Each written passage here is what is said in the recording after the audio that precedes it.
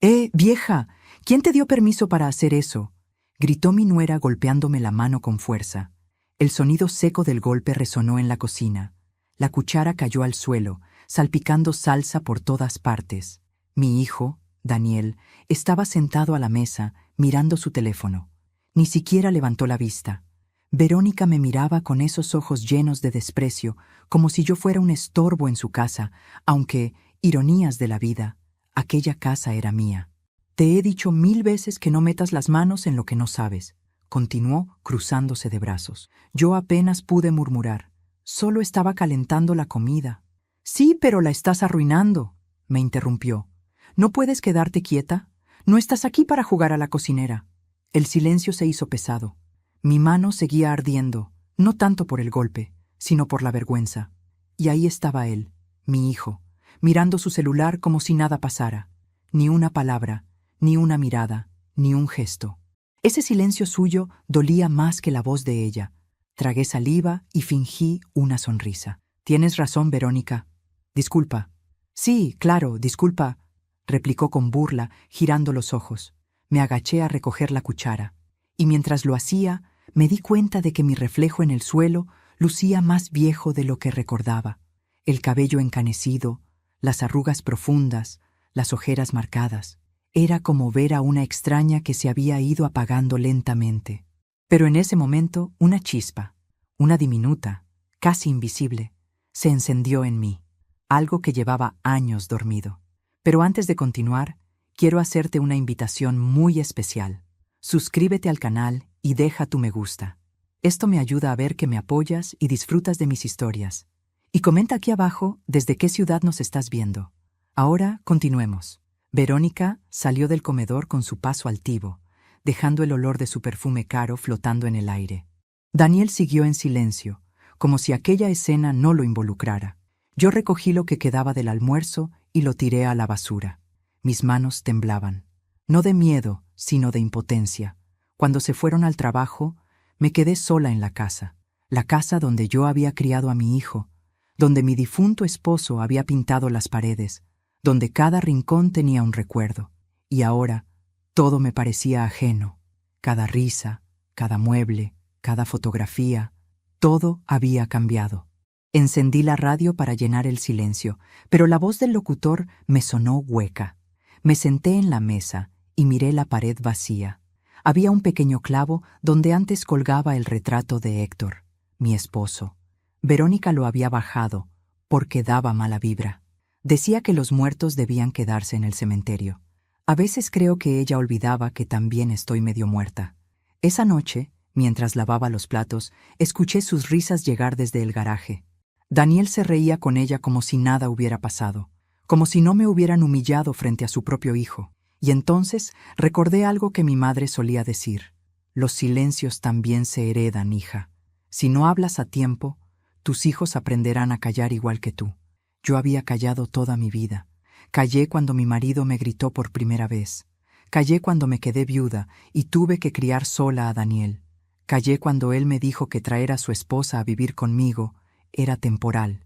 Callé cuando ella empezó a quitarme espacio, autoridad y ahora dignidad.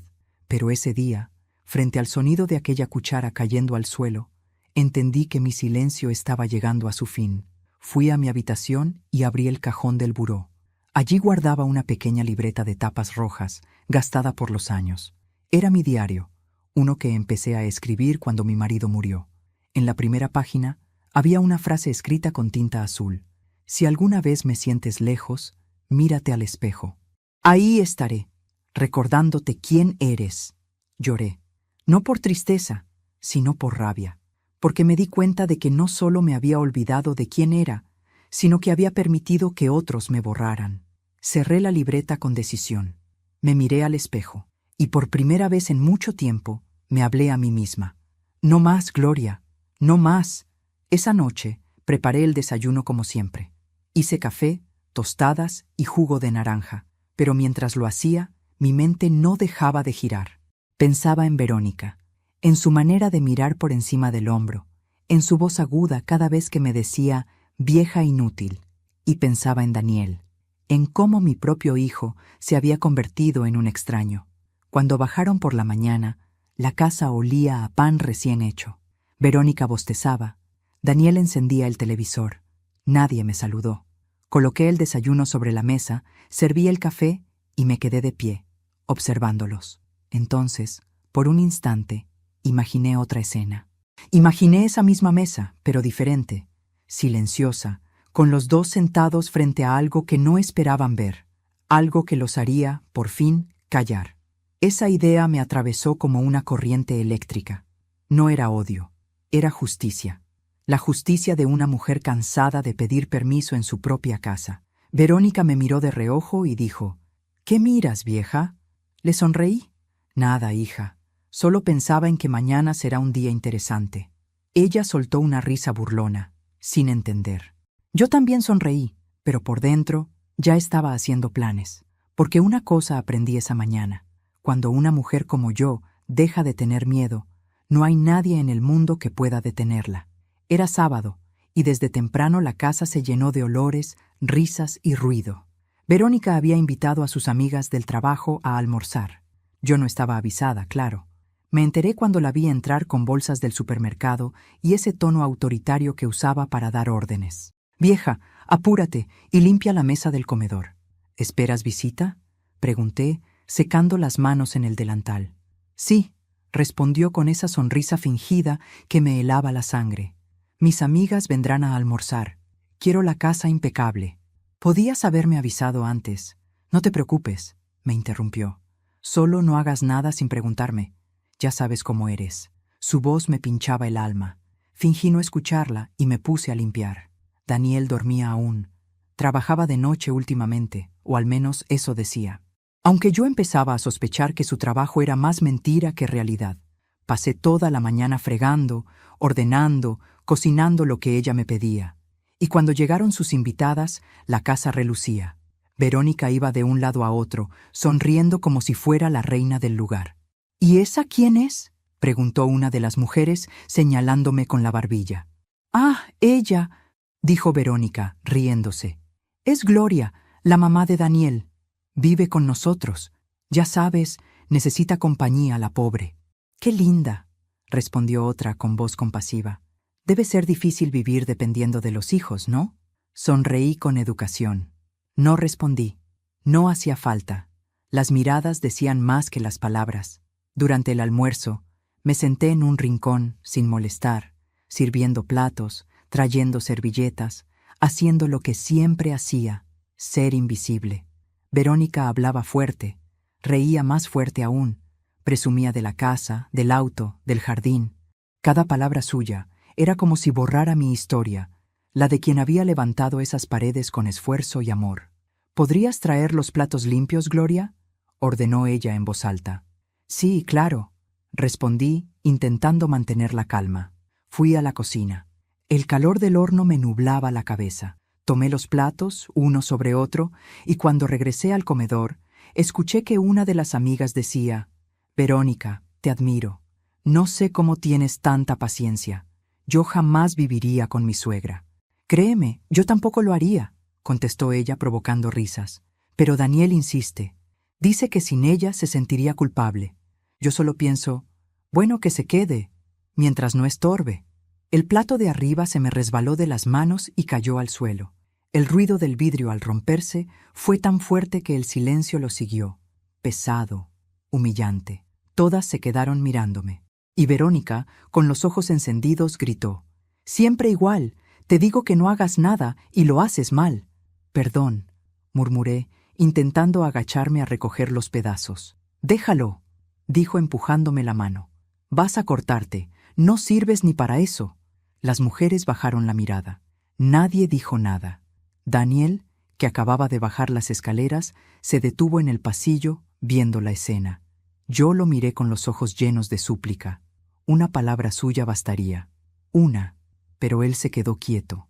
Su silencio fue un golpe más duro que la humillación misma. «Limpia eso y desaparece, por favor», dijo Verónica. «No quiero que te vean llorar aquí». «No estoy llorando», respondí. Y era verdad. No lloraba. Por dentro, algo se estaba secando. Me levanté despacio, recogí los trozos del plato y los llevé a la cocina. Allí, Dejé que los pedazos cayeran en el cubo de basura, uno por uno, escuchando el sonido como si fueran fragmentos de mi paciencia. Me apoyé en la encimera, respirando hondo. No lloré, solo sentí una calma nueva, extraña, casi peligrosa. Por la tarde, cuando los invitados se fueron y la casa volvió al silencio, me quedé sola en la cocina. La mesa estaba llena de copas vacías y restos de comida. Fui recogiendo todo, lentamente, como quien limpia las ruinas de una batalla. En el suelo, encontré un trozo del plato roto, con una flor azul pintada en el borde. Lo guardé en mi bolsillo. No sé por qué. Quizás para recordarme que no todo lo roto se pierde. A veces, lo roto también puede cortar. Esa noche, mientras Daniel y Verónica dormían, fui al cuarto del fondo donde guardaba mis cosas. Abrí una caja llena de fotos antiguas. Mi boda, el nacimiento de Daniel, mis primeros años de costurera. En una de las fotos, yo sonreía con una máquina de coser nueva, regalo de mi esposo. Debajo había una nota escrita por él: para que nunca dependas de nadie, ni siquiera de mí. Pasé los dedos por la tinta descolorida. Esa frase me golpeó más fuerte que cualquier insulto. Yo, que había trabajado toda mi vida, había terminado pidiendo permiso hasta para respirar. Miré hacia la ventana. La luna iluminaba el patio. El viento movía las cortinas, y por un instante sentí que mi esposo estaba allí, mirándome, recordándome quién era.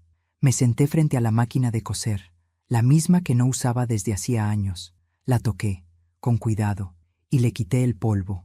El metal frío se sintió como un despertar. ¿Sabes, Héctor?, susurré. Creo que ha llegado el momento. Tomé hilo y aguja, como si retomara una conversación pendiente. El zumbido del pedal llenó la habitación, suave al principio, luego firme, decidido. Coser siempre había sido mi refugio. Esa noche se convirtió en mi arma. No sabía aún qué iba a hacer. Solo sabía que ya no volvería a quedarme quieta mientras otros decidían por mí. Ya no más. A la mañana siguiente, cuando Verónica bajó, el olor a café recién hecho la recibió como siempre. Pero yo ya no era la misma. Ella me habló sin mirarme, ordenándome cosas con esa voz de costumbre.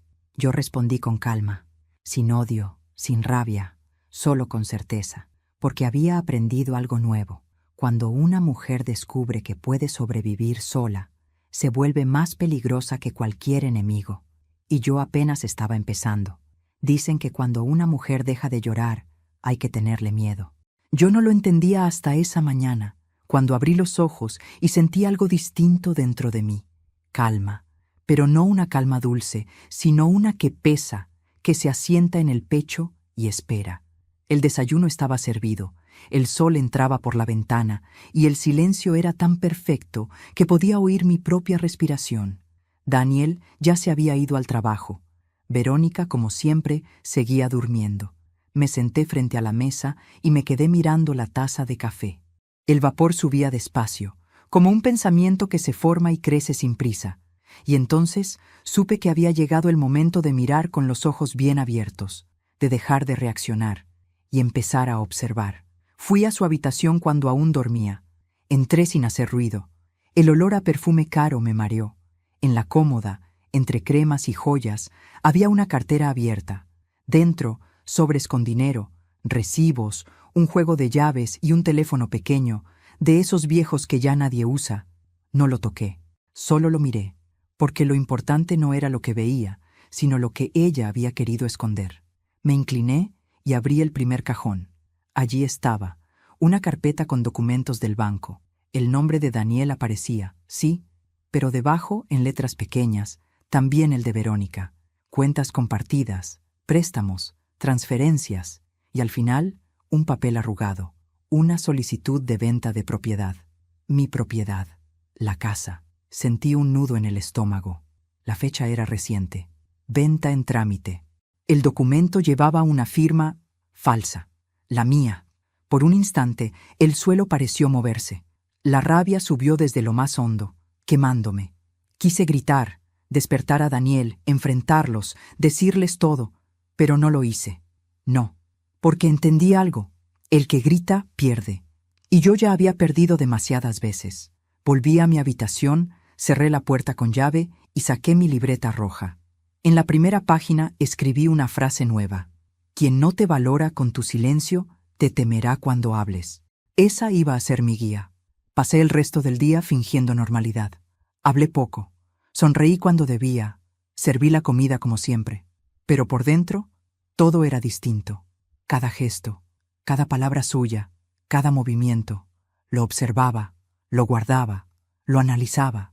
Y mientras ellos creían que yo seguía siendo la vieja sumisa de siempre, yo estaba tomando nota.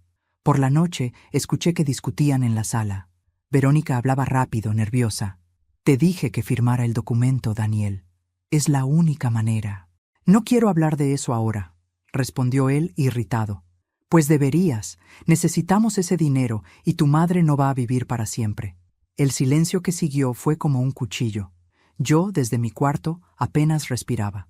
Escuché pasos, una puerta que se cerraba de golpe, y luego el sonido del televisor encendiéndose. Verónica se encerró en su habitación. Daniel se quedó en la sala, mirando nada. Yo lo sabía. Mi hijo estaba atrapado, por su ambición, por su miedo, por su culpa. Y Verónica solo estaba esperando el momento de quedarse con todo. Esa noche no dormí. Pensé, planeé, escribí. No se trataba solo de vengarme, sino de enseñarles, de hacerles sentir, aunque fuera por un segundo, lo que yo había sentido durante años. Cuando el reloj marcó las 3, abrí mi caja de costura.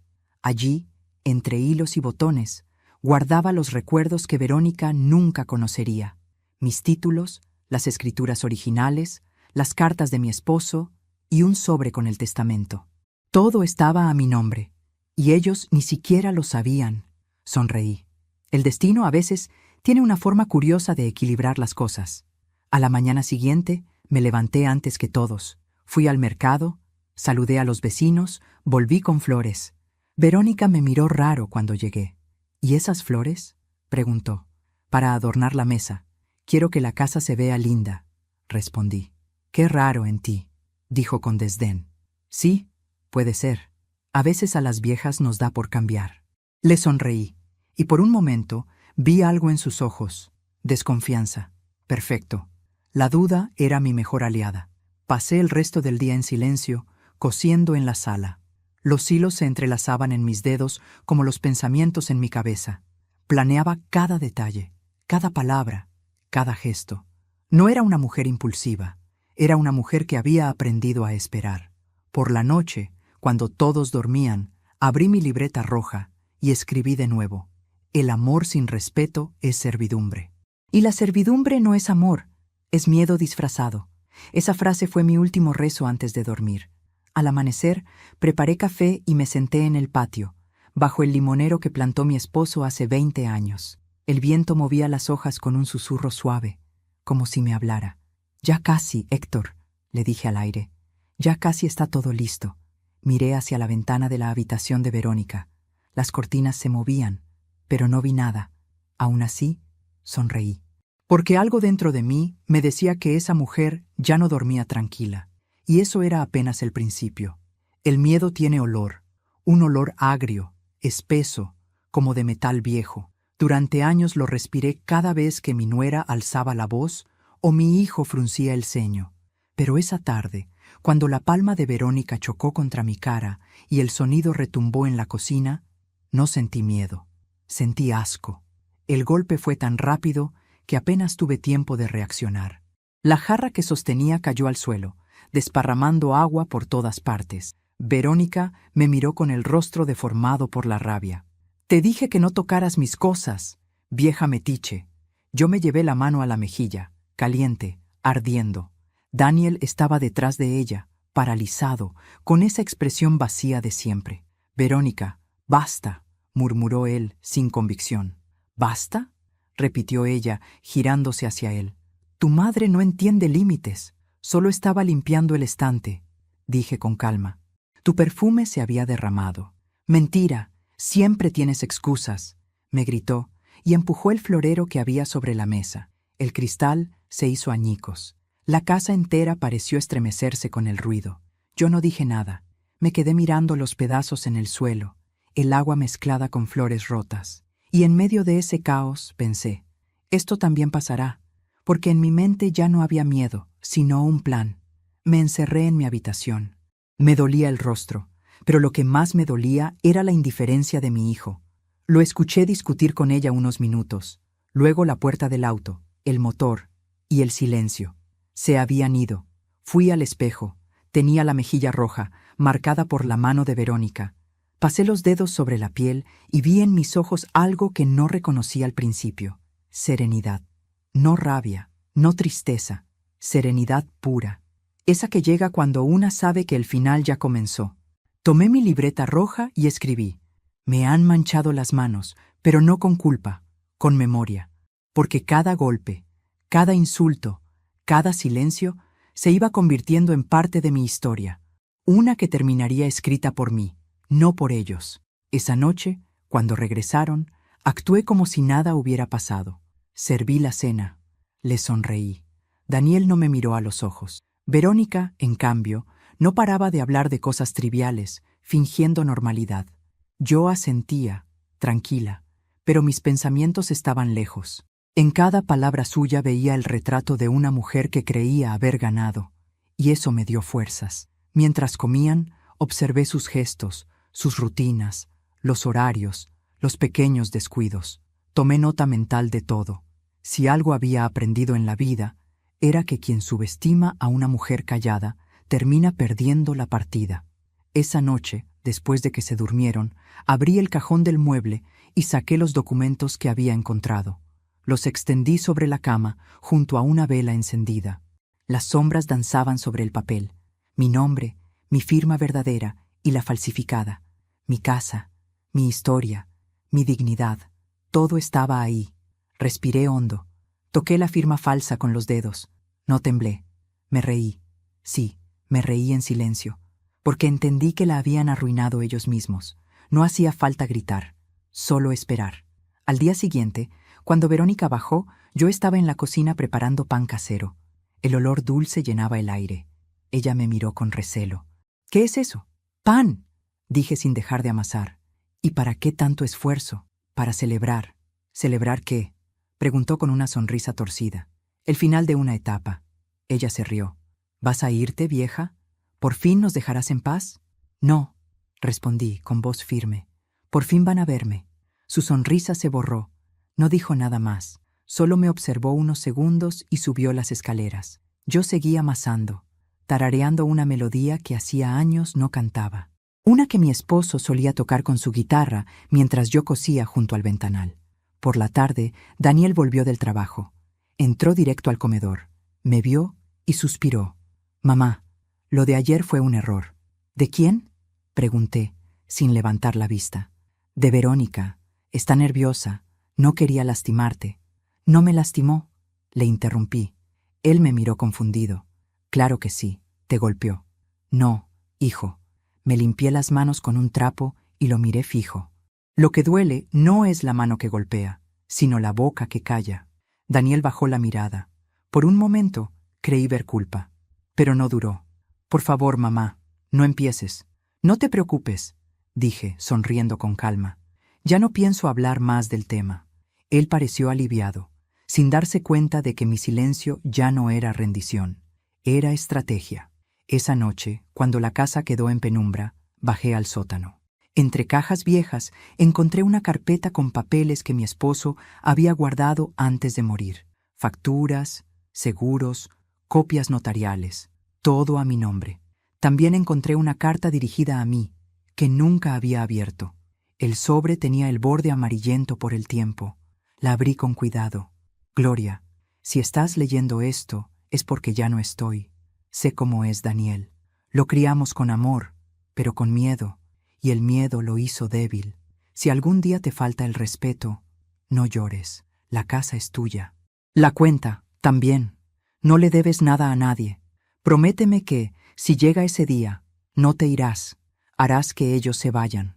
Me quedé en silencio, leyendo esas últimas palabras una y otra vez. Y allí, en ese sótano polvoriento, sentí que Héctor me hablaba desde algún lugar del tiempo, dándome permiso para hacer lo que debía. Subí las escaleras lentamente, guardando la carta contra el pecho. Miré mis manos. Estaban manchadas de harina y de tinta. Pero ya no las vi débiles. Eran manos de mujer viva, de mujer lista. «Descansa, Héctor», susurré. «Ya casi termina». A veces, el silencio es la forma más perfecta de venganza. Esa semana no discutí con nadie. No lloré, no me quejé, no hablé de más. Solo observé. Verónica no lo soportaba.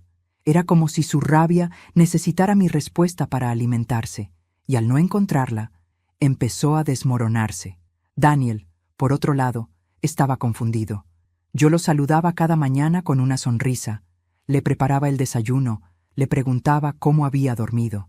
Era la misma rutina de siempre, pero algo en mi tono había cambiado. Demasiado amable, demasiado sereno, y lo peor, sincero, porque no había rencor en mi voz, solo paz. Y la paz, en una casa llena de culpa, se vuelve insoportable. El jueves me levanté más temprano que nunca. El amanecer tiñó el cielo de un color naranja pálido.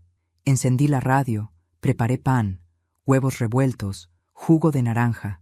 Puse la mesa con esmero.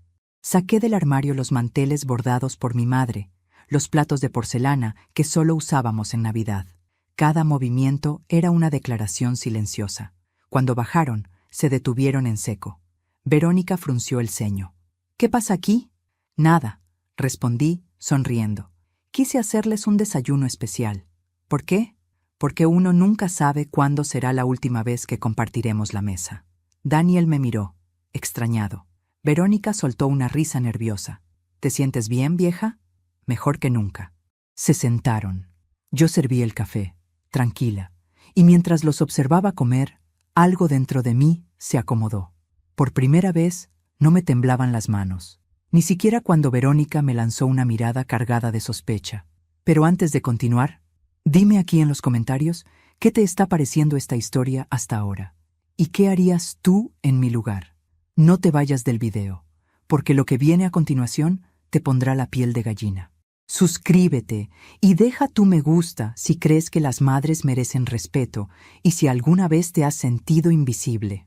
Ahora, continuemos. Después del desayuno, Verónica se marchó. Daniel se quedó en la sala, inquieto. «Mamá», dijo frotándose las manos, «¿por qué estás actuando tan raro?» «¿Raro?», pregunté, sin dejar de limpiar la mesa. «Solo intento estar en paz. Pero ayer dijiste que querías hablar conmigo». «Sí, pero ya no hace falta». «¿No?» «No, hijo. Algunas cosas se entienden mejor cuando no se explican». Él me observó con un nudo en la garganta. Podía ver en sus ojos la duda, el miedo, y detrás del miedo, la culpa, porque Daniel sabía, aunque no lo dijera, que algo había cambiado para siempre. Por la tarde salí al pueblo. Caminé por las calles de siempre, saludando a los vecinos, comprando flores, como si fuera un día normal, pero no lo era. Fui al banco, luego a la notaría, entregué unos documentos, firmé otros. El notario, un viejo amigo de mi esposo, me miró serio. ¿Estás segura, Gloria? Más que nunca, le dije. Su hijo no lo entenderá. No necesita entenderlo, solo vivirlo. Salí del edificio con el corazón ligero. El aire olía a tierra mojada, como si el cielo supiera que algo estaba por limpiarse. Esa noche cociné su plato favorito, estofado de carne. Daniel llegó cansado, Verónica de mal humor. La cena fue tranquila, silenciosa. Al terminar, recogí la mesa y dije, «Mañana no estaré en casa». «¿Y eso?», preguntó Verónica. «Tengo asuntos que atender».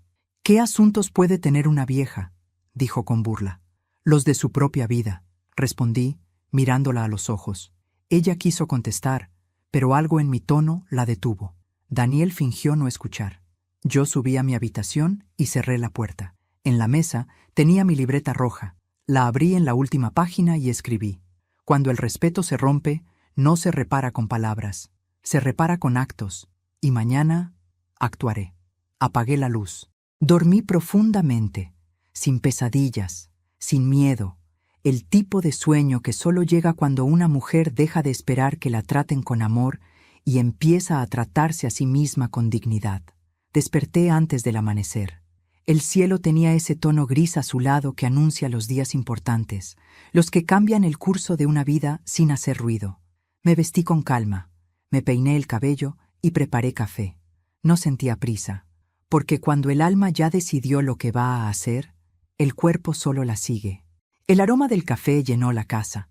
Puse la mesa como siempre, pero esta vez coloqué en el centro una caja de madera y sobre ella una carta doblada con sus nombres, Daniel y Verónica. La letra temblorosa no era debilidad, era el peso de todo lo que había callado. Mientras el reloj marcaba las 7, me senté frente a la ventana a esperar. Oí los pasos de Verónica en la escalera, su voz molesta, su rutina perfecta de quejas. Daniel bajó detrás de ella, medio dormido. Cuando vieron la caja, se detuvieron. «¿Qué es eso?», preguntó ella. «Un regalo», respondí, sin apartar la vista del cielo. «¿Para qué?». «Para que empiecen a entender». Verónica miró la carta y la tomó con cautela. Daniel se acercó detrás. Le temblaban las manos. «¿Puedo?», preguntó. «Claro», dije con una calma que a mí misma me sorprendió. «Es su turno de leer». Él abrió la carta. Su voz empezó a temblar mientras leía en voz alta. «Daniel, Verónica, durante años los he servido, escuchado y soportado humillaciones en silencio, no porque fuera débil, sino porque tenía esperanza. Esperanza de que el amor se impusiera al egoísmo. Pero el amor no se mendiga, se gana. Esta casa fue construida con mis manos y las de mi esposo. No les pertenece. A partir de hoy, legalmente, he transferido la propiedad a la Fundación Santa Marta, para que sea usada como hogar de ancianos abandonados. Allí donde ustedes querían enviarme, ahora vivirán otros, pero con dignidad. Yo me iré con paz. No me busquen. Gloria». El silencio que siguió fue brutal. Ni siquiera los pájaros afuera cantaban. Verónica me miró con la cara desfigurada por la furia. «¿Qué hiciste, vieja loca?». «Lo que debía hacer». «No puedes. Esta casa es de Daniel». «No, era mía. Y ya no lo será de nadie que no sepa valorar un techo con gratitud». Daniel, pálido, soltó la carta, se inclinó sobre la mesa, con la cabeza entre las manos. «Mamá, ¿por qué hiciste esto? Porque no supe enseñarte a respetar. Y ahora lo aprenderás de la manera que la vida enseña a los ingratos, con pérdida». Verónica se abalanzó hacia la caja y la abrió. Dentro había fotos, de Daniel cuando era niño, de mi esposo trabajando en los cimientos de la casa, de mí con las manos llenas de cemento, riendo, y, debajo de las fotos, el recibo de donación notariado, sellado, firmado, irrevocable. Ella empezó a reír, pero era una risa hueca, nerviosa. «No lo creo, no lo creo». «Créelo», le respondí. «Todo está en regla. Y antes de que me llames loca otra vez, recuerda que las locas son las únicas que se atreven a hacer lo que las cuerdas solo imaginan». Daniel me miró, los ojos rojos, la voz quebrada. «¿Y a dónde vas a ir?». «A un lugar donde no me griten, donde el silencio no duela. Quizás no lo entiendas hoy, hijo, pero algún día sabrás que una madre que se va no siempre huye. A veces se libera». Verónica se levantó de golpe, tiró la carta al suelo y salió de la casa gritando. Daniel quedó sentado, inmóvil. El reloj marcó las 8. El sol entraba por la ventana y bañaba la mesa con una luz cálida, como si el universo me estuviera diciendo: «Ya está hecho». Me levanté, fui a mi habitación, tomé mi maleta, la libreta roja y la foto de mi esposo. Antes de salir, miré una última vez la casa, el mismo piso que había limpiado 1000 veces, las paredes que escucharon mis rezos y mis lágrimas. Pero esa mañana, todo se veía distinto, libre. Al pasar junto a Daniel, toqué su hombro. «No te deseo mal, hijo». «Mamá, solo deseo que aprendas lo que yo olvidé, que la compasión no es debilidad, y que cuando humillas a quien te dio la vida, terminas vaciando la tuya». Salí sin mirar atrás. El portón se cerró con un chirrido largo, casi solemne. El aire olía a jazmín. El sonido de mis pasos se mezcló con el de mi corazón latiendo despacio. Ya no dolía, solo sentía ligereza. Mientras caminaba por la calle, pensé en la caja que había quedado sobre la mesa. No era una venganza cruel, era una lección. Porque entendí que a veces el único modo de recuperar la paz es perderlo todo primero. Y aunque mis manos aún temblaban, no era de miedo, era de alivio. Habían pasado 3 semanas desde que crucé el portón de mi antigua casa y lo dejé cerrarse detrás de mí. El eco metálico de aquel golpe aún resonaba dentro de mi pecho, pero ya no como un sonido de pérdida, sino de liberación. El hogar Santa Marta, el lugar donde me refugié, no era el sitio lúgubre que muchos imaginan cuando piensan en ancianos. Era una casona antigua, de muros color marfil, con un jardín lleno de geranios y un olor constante a pan recién horneado. Cada mañana, las campanas del convento cercano marcaban el ritmo del día, y los pájaros parecían cantar solo para recordarnos que aún quedaba vida por vivir. La directora, doña Elena, una mujer de mirada firme y corazón inmenso, me recibió con una frase que no olvidaré jamás. Aquí nadie viene a morir, Gloria. Aquí venimos a aprender a vivir de nuevo. Y tenía razón, porque aunque mis manos temblaban y mi corazón cargaba más heridas que años, dentro de mí algo comenzaba, lentamente, a florecer. Las primeras noches fueron difíciles. El silencio pesaba. Dormía poco. Cada vez que cerraba los ojos, escuchaba la voz de Verónica gritar: «¡Vieja inútil!» O veía a Daniel mirando al suelo, sin defenderme. A veces despertaba sudando, creyendo estar todavía allí, en esa casa donde me borraron poco a poco. Pero cuando abría los ojos, solo había calma, y comprendí que el silencio no siempre es castigo. A veces es cura. Empecé a ocuparme del taller de costura del hogar. Entre agujas, hilos y telas, encontré un refugio. Cada puntada que daba era como suturar un pedazo de mi alma. Coser me ayudaba a recordar que incluso lo roto puede volverse hermoso si se repara con paciencia. Otras mujeres me acompañaban. Amalia, una viuda que hablaba con las plantas. Rosaura, que tocaba el piano con los dedos deformados por la artritis. Y Julia, que reía a carcajadas aunque la vida le había quitado todo. Con ellas aprendí algo esencial. La soledad no duele cuando se comparte con quienes también la entienden. Una tarde de domingo, mientras cosía un mantel blanco junto a la ventana, doña Elena se acercó. «¿Tienes visita, Gloria?»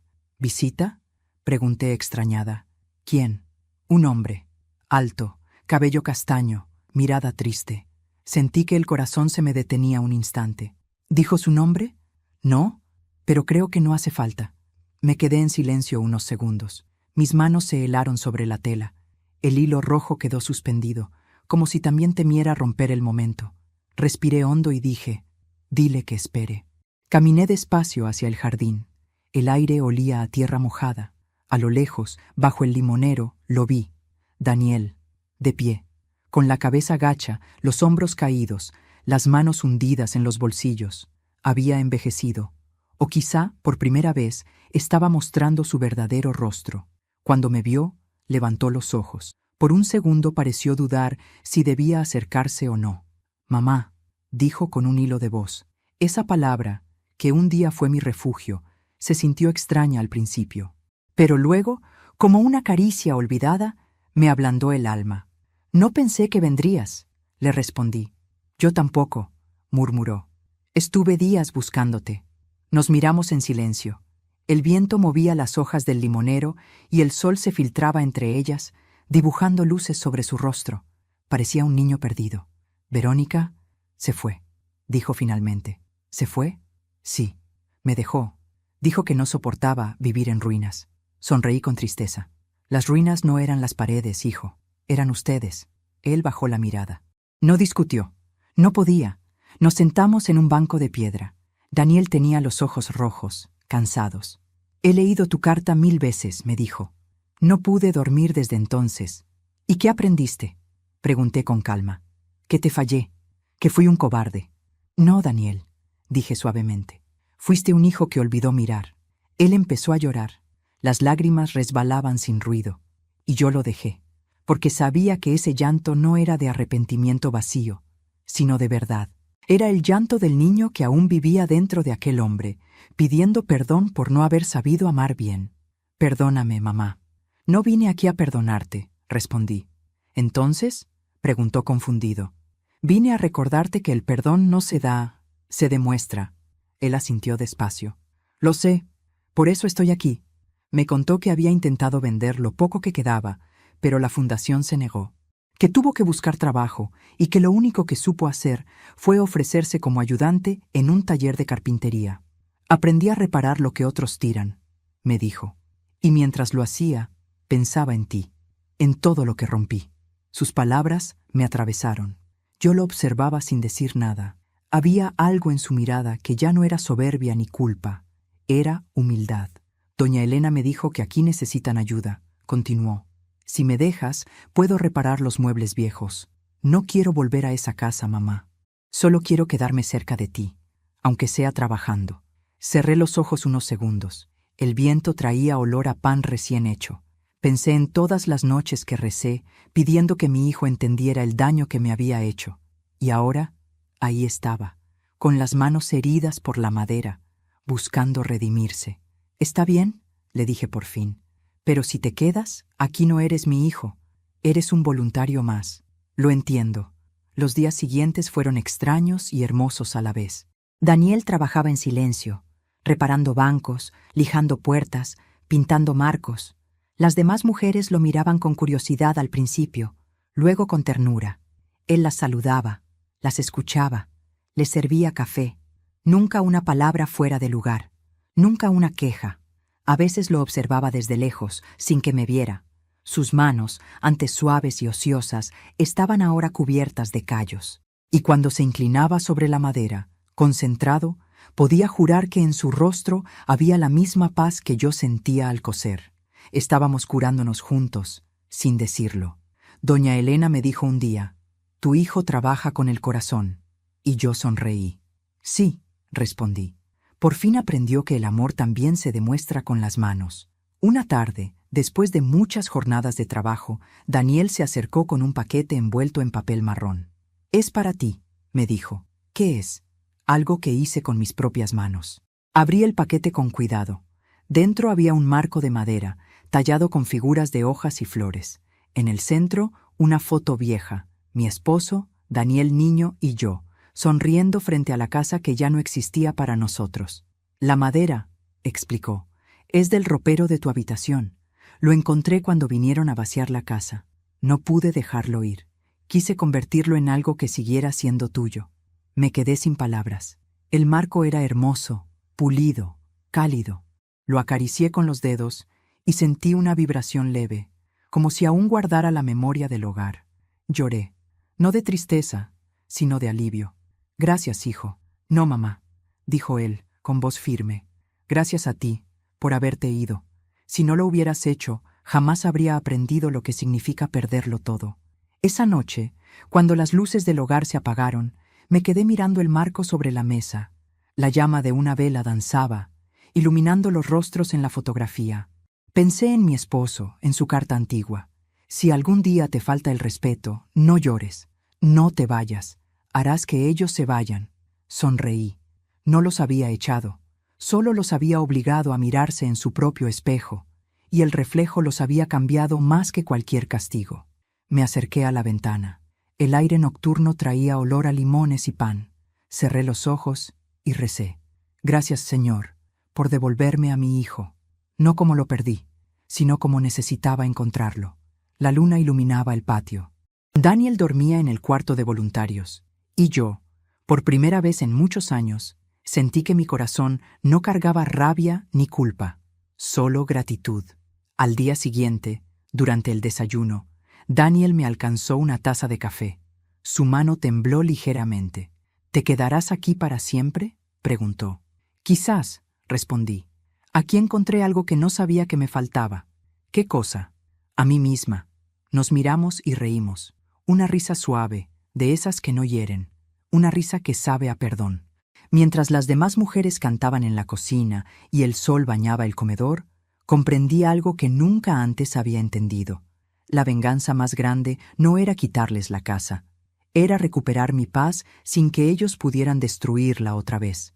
Esa tarde, al escribir en mi libreta roja, dejé una última frase. Perdonar no es olvidar, es recordar sin dolor y poder mirar atrás sin miedo a volver. Cerré la libreta, suspiré y observé cómo Daniel lijaba un banco en el patio, tarareando una melodía que su padre solía cantar. Y supe que, aunque el pasado no se puede reescribir, el alma sí puede empezar de nuevo. Una puntada, un golpe de martillo, una lágrima a la vez. Los días comenzaron a pasar con la lentitud apacible de quien ya no tiene prisa. El hogar Santa Marta se había convertido en mi refugio, y sin darme cuenta, también en mi nueva familia. Cada rincón tenía su sonido particular: el roce de las agujas en el taller, el piano desafinado de Rosaura, la risa de Amalia cuando contaba anécdotas inventadas. La vida, por primera vez en muchos años, no dolía, solo fluía. Daniel seguía allí, trabajando como voluntario. Al principio lo hacía en silencio, cumpliendo con disciplina y humildad, pero poco a poco su presencia empezó a llenar el lugar de una energía nueva. Ayudaba a las mujeres con las compras, reparaba muebles rotos, construía pequeños detalles que alegraban los días. Un día incluso vi a doña Elena sonreír con ternura al verlo lijar una puerta. «Tu hijo tiene manos de ángel», me dijo. «Antes solo tenía manos de hijo», respondí. «Ahora tiene alma». Las tardes eran nuestras. A veces nos sentábamos juntos bajo el limonero del patio, en silencio. No necesitábamos hablar mucho. El lenguaje entre madre e hijo, cuando ha sido roto y remendado, ya no se sostiene con palabras, sino con miradas y gestos. «¿Recuerdas cuando papá te enseñó a plantar este árbol?», me preguntó una vez. «Claro que sí. Dijiste que querías que creciera tan alto como tú. Y creció más», dijo riendo. «Aunque yo, mamá, me quedé pequeño en muchas cosas». «El tamaño de un hombre no se mide por su estatura, hijo», le respondí, «sino por la altura de su conciencia». Él se quedó callado, mirando el cielo. «Entonces, tal vez estoy empezando a crecer de nuevo». Sus palabras me estremecieron. Era como escuchar a mi esposo, Héctor, hablando desde otra época a través de la voz de su hijo. Con los días, Daniel comenzó un proyecto en el taller del hogar. No quiso contarme qué era, solo decía: «Es una sorpresa». Yo fingía no insistir, aunque la curiosidad me carcomía. Lo veía trabajar horas, con la camisa empapada de sudor, la frente arrugada de concentración, y una expresión de paz que jamás le había conocido. Una tarde, al pasar frente al taller, escuché cómo silbaba bajito una melodía que su padre solía tocar con la guitarra. Me quedé quieta, sin interrumpir. Cerré los ojos y sentí que, de algún modo, los tres estábamos allí: Héctor, Daniel y yo.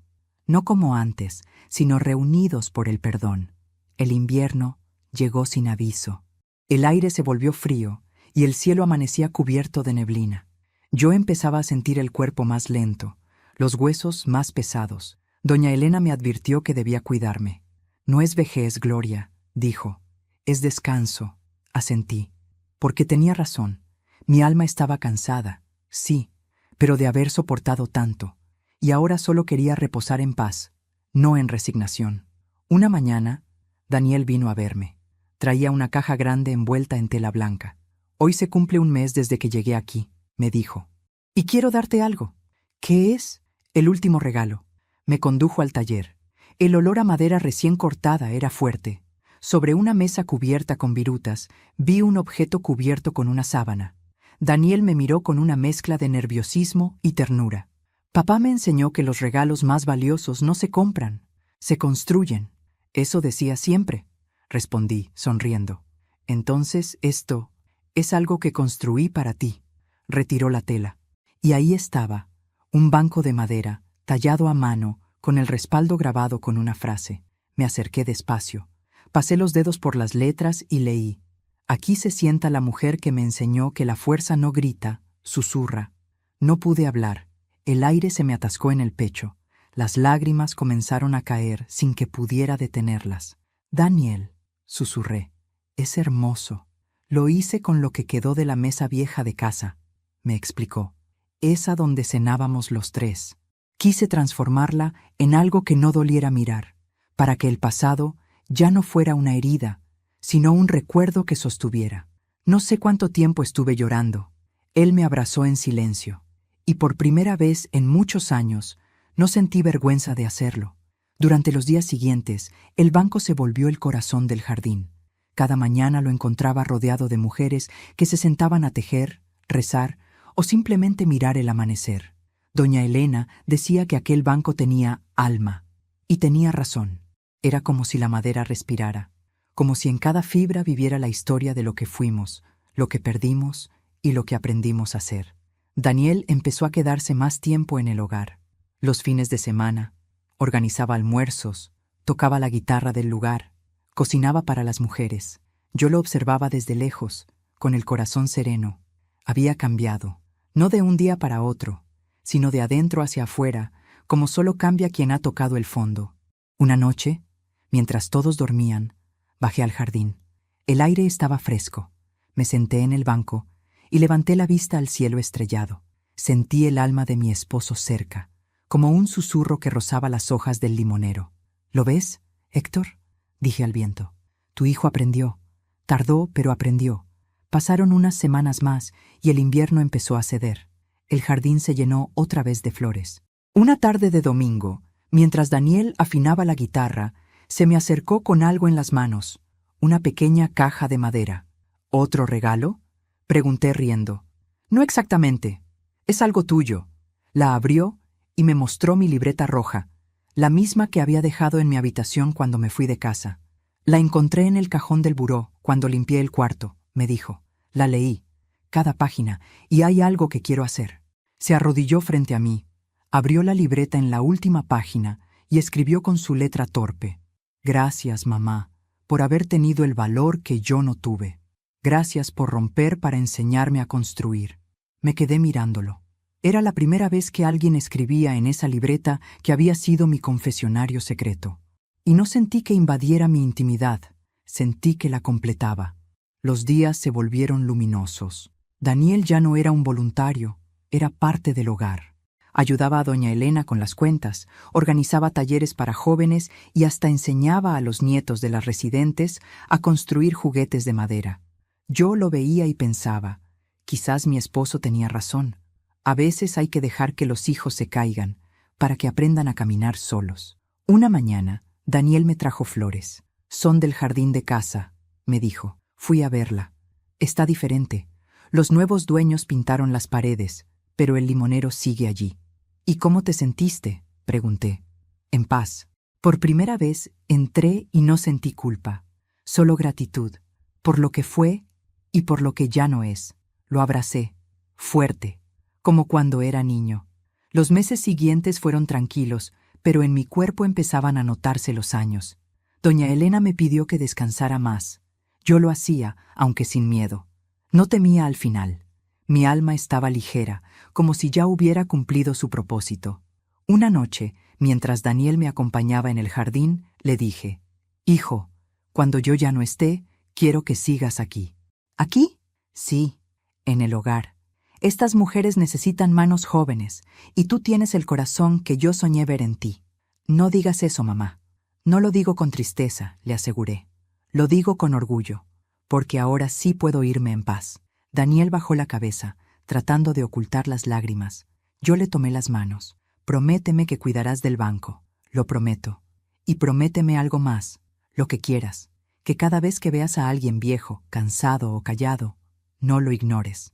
Tal vez ahí, hijo, esté sentada otra Gloria Mendoza. Él sonrió, con la mirada empañada. Te lo prometo, mamá. Pasaron unos días. Una madrugada fría, el canto de los gallos me despertó. Sentí el cuerpo pesado, pero el alma en calma. Miré por la ventana. El cielo tenía el mismo tono violeta que la mañana en que mi esposo murió.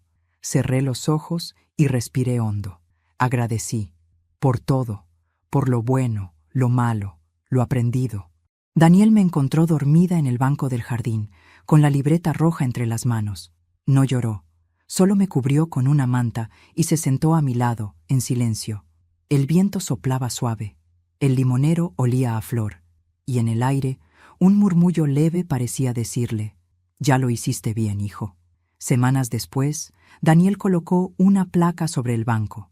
Decía, «En memoria de Gloria Mendoza», que transformó el dolor en enseñanza y el silencio en fuerza. Las mujeres del hogar lloraron. Doña Elena también.